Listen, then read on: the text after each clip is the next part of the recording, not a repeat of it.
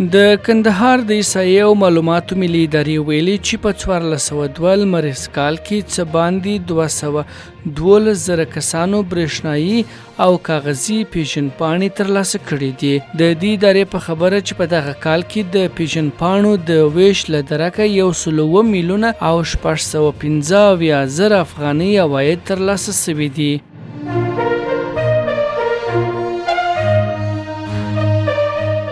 د کابل جلال آباد لویه لاره چې د سیلابونو راوتلو له امله تړل شوې وه بیرته خلاصه شوه.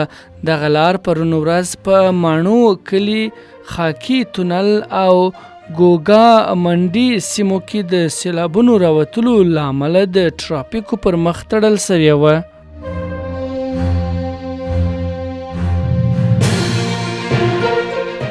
د پسرلي موسم په راتلو او د دښتو په سمسورتیا سره د بلخ ولایت ځینې سیمې د سیلانیانو په تفریح بدلې شوي دي او د هیواد له ګوټ ګوټ څخه خلک د تفریح په موخه دغه ولایت سمسورو دښتو ته سفر کوي. اس ځغلونه، د کاغذ پرانۍ لوبې، د روژه ماتي لپاره د بیلابیلو خوړو چمتو کول د سیلانیانو نورې بوختیاوې دي. یو شمېر کسان چې د مزار شریف شادیان دښتې ته د تفریح او سیل په موخه تللي دي خوښي څرګندوي.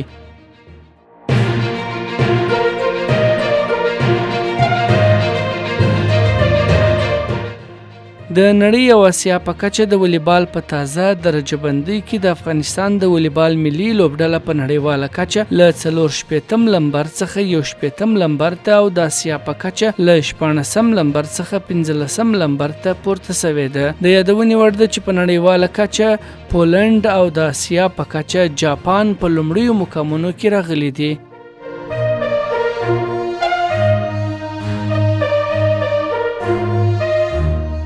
د امریکا ولسمشر د پاکستان صدر اعظم ته په یو لنډ لیک کې د همکارۍ ډاډ ورکړی، خو د لومړي وزیر په توګه د ټاکل کېدو مبارکي نه ده ورکړې. جو بایډن شهباز شریف ته په لیک کې لیکي چې د دواړو هیوادونو د وګړو د امنیت خوندیتابه لپاره د واشنګټن او اسلام آباد ترمنځ همکاري مهمه ده او امریکا د کورنیو او سیمه ییزو ستونزو د حل لپاره د پاکستان ملاتړ ته دوام ورکوي.